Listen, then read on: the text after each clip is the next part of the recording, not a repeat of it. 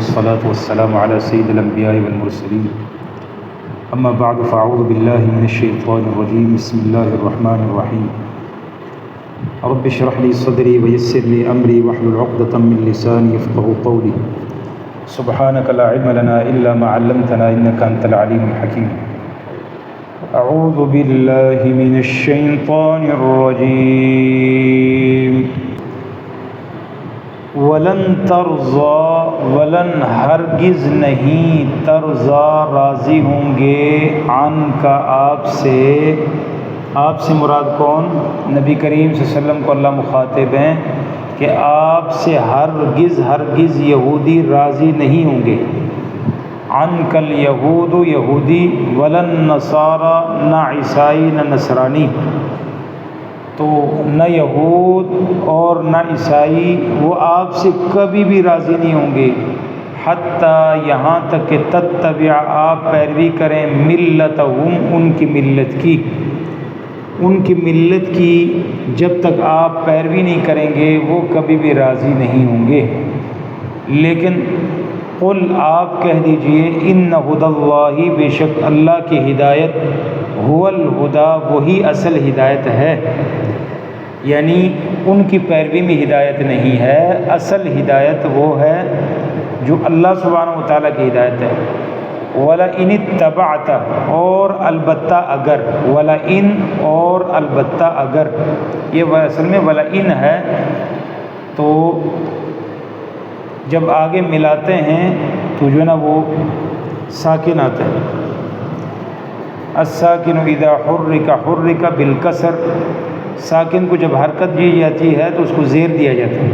وَلَئِنِ اتَّبَعْتَ اگر آپ نے پیروی کی اہواءہم ان کی خواہشات کی، بعد الذی بعد اس کے کہ جاءک آیا ہے آ چکا ہے آپ کے پاس من العلم علم سے، علم آ جانے کے بعد بھی اگر آپ نے ان کی پیروی کی، مالکا نہیں ہے آپ کے لیے، مالکا نہیں ہے آپ کے لیے یا نہیں ہوگا آپ کے لیے، من اللہ اللہ سے، من ولی کوئی حمایتی، ولا نصیر اور نہ کوئی مددگار. اللہ سبحانہ و تعالیٰ سے آپ کو بچانے والا کوئی دوست اور کوئی مددگار اللہ کے علاوہ کوئی بھی نہیں ہوگا. الذین وہ لوگ آتیناہم الکتاب، آتینا دی ہم نے، ہم ان کو الکتاب کتاب، یتلونہ وہ اس کی تلاوت کرتے ہیں، حق جیسے حق ہے تلاوت ہی اس کی تلاوت کی، یعنی جن کو ہم نے کتاب دی ہے وہ اس کی تلاوت ایسے کرتے ہیں جیسے اس کی تلاوت کا حق ہے، یعنی اس کی تلاوت کا وہ حق ادا کرتے ہیں. اولئک یہی لوگ یؤمنون بھی ایمان لاتے ہیں اس پر، گویا کہ جو تلاوت کرتے ہیں ایمان بھی وہی لاتے ہیں. وَمَن یکفر بِہ اور جو بھی انکار کرے اس کا، کس کا؟ قرآن مجید کا. فَأُولَئِکَ یہی لوگ ہم یہی الخاسرون خسارہ پانے والے ہیں. دہرا لو. وَلَن تَرْضَىٰ عَنْکَ الْیَہُودُ ہرگز نہیں راضی ہوں گے آپ سے یہودی، ہرگز نہیں راضی ہوں گے آپ سے یہودی. یعنی مطلب یہ ہے کہ اس آیت میں سخت وعید ہے کہ یہود و نصارہ کو خوش کرنے کے لیے بالفرض اگر رسول اللہ صلی اللہ علیہ وسلم ان کے خواہش کے پیچھے لگ جائیں تو پہلی بات یہ ہے کہ ان کی بچنے کی بھی کوئی صورت، جب نبی کریم صلی اللہ علیہ وسلم یہودیوں کی پیروی کریں تو نہیں بچ سکیں گے، میں اور آپ ان کی پیروی کر کے کیسے بچ سکتے ہیں؟ پہلی چیز. تو اس آیت کے اندر مخاطب اگرچہ رسول اللہ صلی اللہ علیہ وسلم ہیں مگر سمجھایا امت کو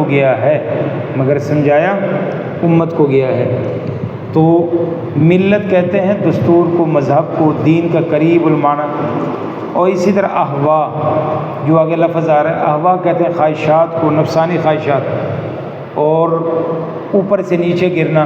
والنجم اذا ہوا جب ستارہ اوپر سے گرتے ہیں، تو خواہشات نفسانی کی پیروی کرنے والا دراصل اپنے بلند انسانی مقام چھوڑ کر حیوانی پستی میں گر جاتا ہے. جیسے کوئی بھی غلط کام کرتا ہے انسان بہت بلند ہوتا ہے تو وہ غلط کام کرنے سے وہ بدنام ہو جاتا ہے، وہ گر جاتا ہے لوگوں کی نظروں میں بھی اور ویسے بھی۔ تو یہاں نبی کریم صلی اللہ علیہ وسلم کو یہود و نصارہ کے سامنے دلائل اور براہین جتنے مرضی پیش کریں، جتنے مرضی نبی صلی اللہ علیہ وسلم اپنے حقانیت کے معجزات اور نشانیاں دکھائیں، اللہ فرما رہا ہے ولن ترضا، وہ آپ پر کبھی بھی راضی نہیں ہوں گے، کبھی بھی راضی نہیں ہوں گے۔ اور یعنی نبی کریم صلی اللہ علیہ وسلم سے وہ جو معجزات کا، مختلف نشانیوں کا مطالبہ اس لیے نہیں کرتے کہ وہ حق کے متلاشی ہیں، ان کا یہ مقصد نہیں ہے، بلکہ اگر حق ان پر واضح ہو جائے تب بھی وہ اس کو قبول نہیں کریں گے، کیونکہ ان کے عزائم کچھ اور ہیں، ان کے ذہن میں جو مقصد چھپا ہوا ہے وہ کچھ اور ہے۔ تو ان کا مقصد ہے کہ آپ صلی اللہ علیہ وسلم اپنا مشن ترک کر کے ان کی ملت میں شامل ہو جائیں، تاکہ آپ ایک امت مسلمہ، امت قرآن کے وجود میں لا کر ان کے لیے ایک دائمی مسئلہ نہ کھڑا کر سکیں۔ گویا کہ وہ آپ صلی اللہ علیہ وسلم سے صرف اس وقت راضی ہوں گے جب نبی کریم صلی اللہ علیہ وسلم نبوت سے دستبردار ہو جائیں اور ان کی مذہب و ملت کی پیروی کریں۔ تو آیت کے آخری حصے میں ان کی مذہب کی اتباع کا مطلب ان کے خواہشات کی اتباع، کیونکہ ان کے پاس ابھی مذہب رائے نہیں ہے، وہ انجیل تورات کی پیروی نہیں کر رہے، وہ اپنے خواہشات کی فی الحال پیروی کر رہے ہیں۔ تو یہاں اسی لیے اللہ سبحانہ و تعالیٰ نے ان کی احوا کہا کہ ان کی خواہشات کی اگر آپ نے پیروی کی، ولن ترضا، ہرگز نہیں راضی ہوں گے آپ سے یہودی نہ عیسائی، حتیٰ یہاں تک کہ تتبع، آپ پیروی کر ان کی ملت کی۔ اللہ نے یہ دائمی بتا دیا کہ بھئی قیامت کی صبح تک یہود و نصارہ کو مسلمان راضی نہیں کر سکتے، یہود و نصارہ کو کبھی بھی راضی نہیں کر سکتے، حتیٰ کہ یہاں تک کہ یہ جو خالی مسلمانوں کا جو نام ہے، یہ دیکھیں خالی مسلمانوں، ہمارے پاس شریعت تو نہیں ہے، خالی مسلمان ہیں، خالی پاکستان کا مطلب کیا ہے، لیکن اس کے باوجود اتنے بھی ان کو برداشت نہیں ہے، اور قیامت کی صبح تک وہ برداشت کر بھی نہیں سکتے، نہ کبھی مسلمانوں سے راضی ہوں گے وہ۔ قل کہہ دیجیے ان ہدی اللہ، بے شک اللہ کی ہدایت، هو الہدی، وہی اصل ہدایت ہے، ان کی پیروی کر کے آپ حق پرست نہیں ہو جائیں گے، آپ کامیاب نہیں ہوں گے، بلکہ ان کی پیروی کر کے آپ جو ہے نا وہ نقصان اٹھائیں گے، کیونکہ اللہ سبحانہ و تعالیٰ کی جو ہدایت ہے وہی اصل ہدایت ہے۔ ولن ترضا، وہ کبھی بھی خوش نہیں ہوں گے، ایک ایسی قرآنی تعبیر ہے کہ یہود و نصارہ کے عزم دائمی ہیں، وہ قیامت کی صبح تک مسلمانوں کے خلاف سازشیں کرتے رہیں گے، وہ باز نہیں آئیں گے۔ جنہوں نے ہمارے نبی کو نہیں بخشا وہ ہمیں کیسے بخش سکتے ہیں؟ بھئی جنہوں نے باپوں کو نہیں بخشا تو وہ اولادوں کو کیسے بخش سکتے ہیں؟ کبھی بھی نہیں معاف کریں گے۔ تو جنہوں نے ان کا حیا نہیں کیا وہ آپ کا حیا کبھی نہیں کر سکتے۔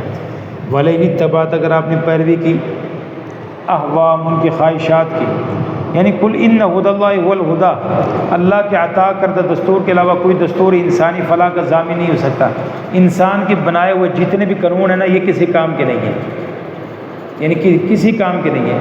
ایک طرف مطلب آپ دیکھتے ہیں حکومت نے ایک جو ہے نا وہ نئی جو ہے نا وہ پولیس لانچ کی CCTV کے نام سے، انہوں نے پستول چلائے، بندے مار دیے، لیکن جرائم وہیں کی وہیں ہیں۔ اور دوسری طرف اسلامی قانون، جہاں ہاتھ کاٹا گیا، جہاں حدود کا نفاذ ہوا ہے، تو وہاں تحقیقات ہوئی ہیں کہ 30 سال 20 سال دوبارہ وہ جرم ہوا نہیں ہے، یہ جرم۔ اس لیے نبی علیہ السلام نے فرمایا کہ ایک حد کا کہیں نافذ ہو جانا اور 40 دن بارش ہو جائے، تو 40 دن کی بارش ہو جانے سے تمہاری فصلوں کو تمہیں اتنا فائدہ نہیں ہوتا جتنا ایک حد نافذ ہو جانے سے فائدہ ہوتا ہے۔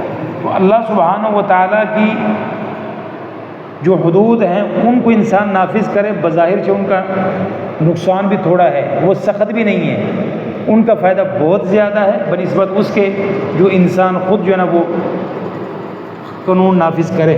اسی لیے اللہ فرماتے ہیں قل ان ہدی اللہ هو الہدی، دستور اللہ کا دستور ہے، قانون اللہ کا دستور ہے، اس کے علاوہ جتنے بھی ہیں وہ خسارہ ہیں، ان کا بظاہر تھوڑا بہت ہو بھی صحیح لیکن فائدہ کوئی نہیں۔ وَلَئِنِ اتَّبَعْتَ اگر اپنی پیروی کی ان کی خواہشات کی بعد الذی بعد اس کے کہ جاءک آیا ہے آپ کے پاس من العلم علم سے ما لک نہیں ہوگا آپ کے لیے من اللہ اللہ سے من ولی کوئی دوست بچانے والا ولا نصیر نہ کوئی مددگار۔ یہاں اگرچہ خطاب نبی کریم صلی اللہ علیہ وسلم کو ہے کہ اگر آپ ان کی خواہشات کی پیروی کریں گے تو آپ صلی اللہ علیہ وسلم کا ساتھ اللہ چھوڑ دے گا، لیکن در حقیقت پوری امت سے خطاب ہے۔ اگر یہ امت قرآن کا علم آنے کے بعد یہود و نصارہ کی پیروی کر کے انہیں خوش کرے گی تو اللہ کا ساتھ چھوڑ دے گی، اللہ سبحانہ چھوڑ دیں گے، چلو بھائی خوش کرو، ذلیل ہوتے رہو دنیا میں، تم جو ہے نا اربوں خربوں میں مال و دولت تمہارے پاس، تیل تمہارے پاس، سونا تمہارے پاس پڑا ہوگا بینکوں میں، ان میں غلام ہوگے تم ساری زندگی رہو گے۔ کیوں؟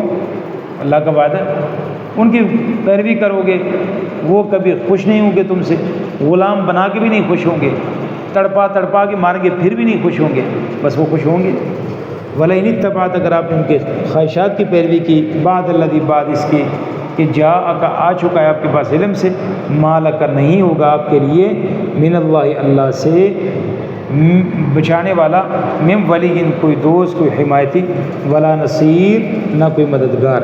تو نمبر ایک، یہود و نصارہ اسلام اور مسلمین کی بلائی اور برتری کو ہرگز پسند نہیں کرتے، اسی لیے تھوڑا سا بھی ان کی برتری ہوگی نا، مثال اللہ سبحانہ و تعالیٰ پاکستان کی حفاظت فرمائے، تھوڑا سا ایک بم بن گیا ہے، قیامت کی صبح تک یہودیوں کو ہضم نہیں ہو رہا بھائی ان کے پاس یہ کیوں بن چکا ہے، کوئی نہ کوئی سازش ادھر سے بھی ادھر سے بھی چاروں طرف سے کر رہے ہیں، ہر طرف سے وہ کرتے رہیں گے، تو وہ ہرگز نہیں راضی ہوں گے۔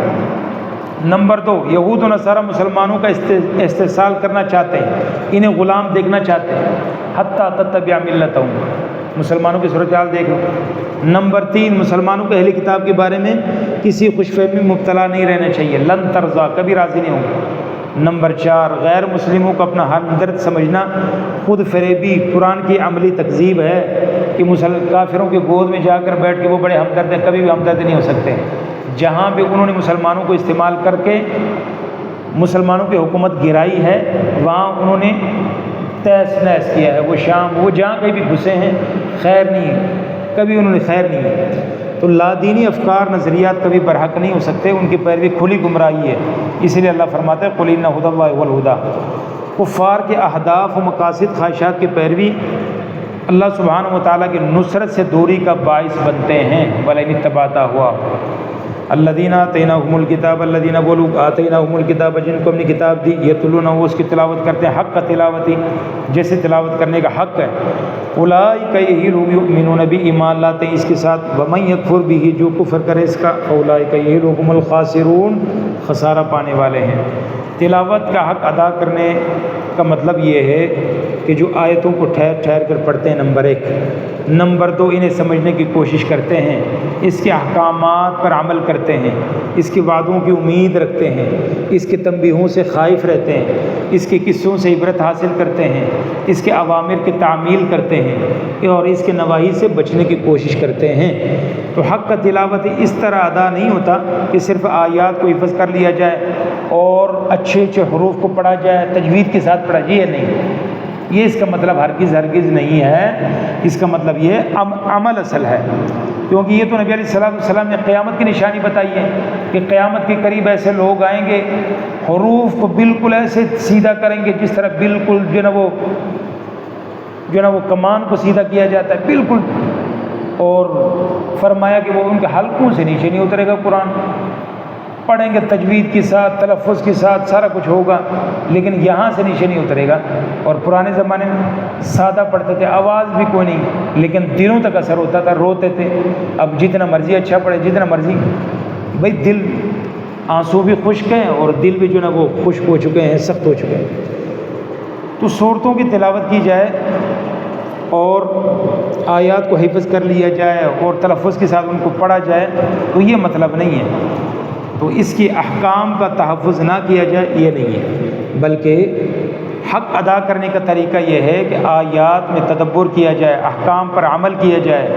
تو اللہ سبحانہ و تعالیٰ کی ایک بابرکت کتاب ہے، اس لیے صحابہ کرام کیا کرتے تھے، ہمارے بچے سال میں 2 سال میں حفظ کرتے ہیں ماشاءاللہ، تو صحابہ کرام 10 سال میں سورہ بقرہ حفظ کرتے، وہ کیسے؟ پہلے عمل کرتے تھے پھر آگے چلتے تھے، سمجھتے تھے پھر آگے چلتے تھے. ایسے کر کے سورۃ بقرہ 8 سالوں میں حفظ کرتے تھے. یعنی پوری زندگی وہ سیکھنے میں لگا دیتے ہیں. اور ہم تھوڑے سے جو ہے نا وہ زیادہ وقت لگ جائے تو والدین بھی پریشان ہو جائے تو ہو ساڈا منڈا تو ساری زندگی قرآن ہی پڑھتے رہے. حالانکہ ساری زندگی وہ پڑھتے ہی رہے, جڑا تو قرآن کے ساتھ ہوا ہے. خیر ہی خیر ہے, اس میں نقصان تو بالکل بھی نہیں ہے. تو اللہ سبحانہ و تعالیٰ کی جو ہے نا بابرکت کتاب ہے, جس کو اللہ سبحانہ و تعالیٰ نے نبی علیہ السلام پر اتارا ہے. کس لیے؟ لیدبروا آیاتی ولیتذکر اولو الالباب, اس کے آیتوں پر غور و فکر کیا جائے, یہ مقصد ہے. لینذر من کان حیا ویحق القول علی الکافرین, زندوں کو ڈرایا جائے. کتاب کا مقصد یہ ہے, یہ نہیں ہے کہ تعویذ بنا کر گلے میں لٹکا دیا جائے, جانوروں کے گلے میں لٹکا دیا جائے, شادی بھی جو ہے نا سروں کے اوپر سے گزار دیا جائے اور گھروں میں تنگی ہو جائے تو بس یہ اس کا مقصد نہیں ہے. اس کا مقصد اصل ہے اس کو جو ہے نا وہ پڑھنا, اس کو جو ہے نا وہ اس کی تلاوت کرنا, اس کو سمجھنا. تو اس کا یہ مطلب بھی نہیں ہے سمجھ تو ہمیں آتی نہیں ہے, پڑھنے کا کیا فائدہ ہے, نہیں.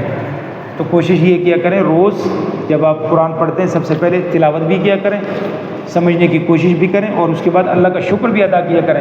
اللہ تو نے توفیق دی ہے قرآن کی مجلس میں بیٹھنے کی بھی, تو اسی طرح اس کے ساتھ ہمیں جوڑی رکھیں. تو جو اس کتاب کو پڑھتے ہیں وہ اس کی تلاوت بھی کرتے ہیں, تلاوت کا حق ادا کرتے ہیں. حق ادا کرنے کا مطلب کیا ہے؟ عمل بھی کرتے ہیں, سمجھتے بھی. اولئک یؤمنون بھی, یہی لوگ اس پر ایمان لاتے ہیں. اور ومن یکفر بھی, جو اس کا انکار کرے, فاولئک هم الخاسرون, یہی لوگ خسارہ پانے والے ہیں. تو کیا ہے؟ تلاوت قرآن فہمی, اس پر عمل کرنے کا نام ہے, صرف پڑھنے کا نام نہیں ہے. یعنی تلاوت کا مطلب یہ نہیں ہے کہ صرف تلاوت کیا جائے, بلکہ قرآن کا فہم بھی اس کو حاصل کرنا چاہیے. جس طرح حضرت عمر رضی اللہ تعالیٰ عنہ کی دعا ہوا کرتی تھی, وہ دعا کیا کرتے تھے, اللہم ارزقنی التفکر والتدبر, اللہ مجھے تفکر اور تدبر کی توفیق عطا فرما. بما یتلوہ لسانی من کتابک, جو میں اپنی زبان سے تیرے کلام کو پڑھتا ہوں, اللہ اس میں مجھے غور و فکر کی توفیق عطا فرما. تو آپ جب غور و فکر کریں گے آپ کو روز نئی نئی چیزیں اس میں سے ملیں گے. تو اللہ سبحانہ و تعالی ہمیں بھی ان میں شامل فرمائے جن کے بارے میں اللہ نے فرمایا الذین آتیناہم الکتاب یتلونہ حق تلاوتہ, اور اللہ سبحانہ و تعالی ہمیں ان میں بھی شامل فرمائے. دیکھو ہماری جو شریعت ہے, اللہ رسول ہیں, ادھار والا کوئی کھاتا نہیں, نقد و نقد ہے. نبی علیہ السلام نے فرمایا کہ قیامت کے دن قرآن سفارش کرے گا. سفارش کیا کرے گا؟ کہ اللہ یہ جو ہے نا میرا بندہ, یہ جو تیرا بندہ ہے, اس کو میں نے راتوں کو جگایا ہے. دیکھو نا چھوٹی چھوٹی راتیں, ادھر ہمیں نیند آتی ہے, نیند کو قربان کر کے بیٹھے ہوئے ہیں. تو قرآن سفارش کرے گا. اللہ سبحانہ و تعالیٰ نے ان میں شامل فرمائے. کیا سفارش کرے گا؟ اللہ میں نے اس کو راتوں کو سونے نہیں دیا, وہ چاہے تھوڑا بہت آپ جاگتے رہیں یا راتوں کو اٹھ کر قیام کرتے رہیں, باہر قرآن کے بہانے سے تھوڑے بہت جو آپ نے نیند قربان کی ہے, اس کی برکت سے انشاءاللہ قرآن ہماری سفارش کرے گا. اللہ سبحانہ و تعالیٰ اس قرآن مجید کو ہمارے لیے سفارشی بنائیں. سبحانک اللہم و بحمدک, اشہد ان لا الہ الا انت, استغفرک و اتوب الیک.